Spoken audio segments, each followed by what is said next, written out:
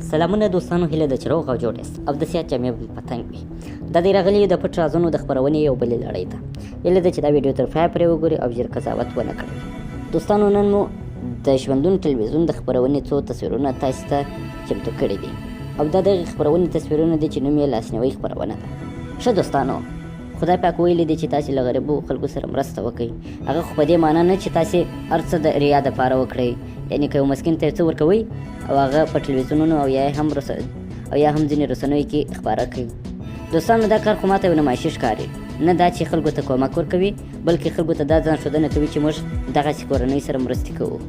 تصویرونه مې ځکه تاسې ټولو ته راټول کړله او تاسې ټولو ته مې خپاره کړه چې له دغسې کار نه لاس باید څوک واخلي. مرسته او د غریبانو سره کومک کول یوازې د خدای په خاطر باندې ښه ده، نه دا چې خلکو ته تاسې ځان ښایاست چې موږ د غریبانو سره مرسته کوو. په دې باندې تاسې کومه موخه او هدف لرئ؟ کومه موخه دا وي چې تاسې هم د غریبو خلکو سره کومک وکړئ، خو صحیح خبره ده.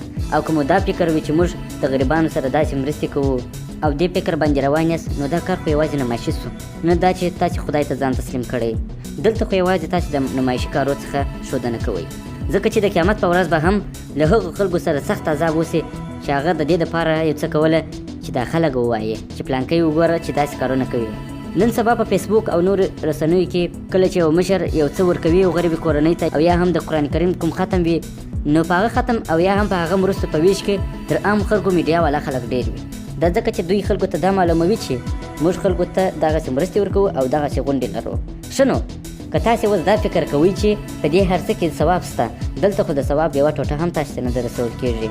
تاسې د غریبو خلکو سره مرسته وکړئ، هغه په دې خاطر چې تاسې خپل د ثواب سودانۍ ډکه کړئ، نه دا چې خلکو ته ځان وښوئ چې زه داسې مرستې کوم. دې کې خو د ثواب یوه ټوټه هم نشته.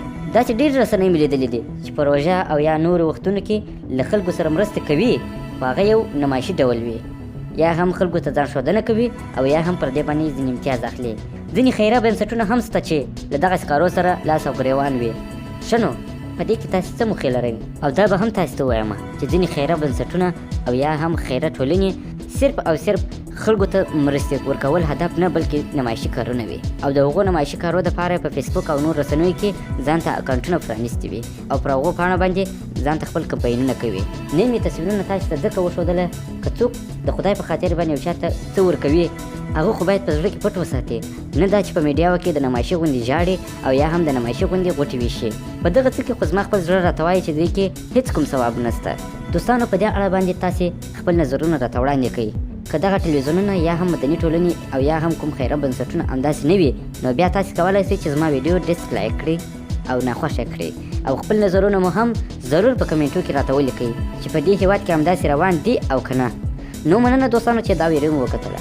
که مو ویډیو خوښ شوي وي نو ضرور یې لایک کړئ او هم یې د نورو ملګرو سره شیر کړئ، تر څو نور خلک هم د دغسې نمایشي خلکو له کړنو خبر شي.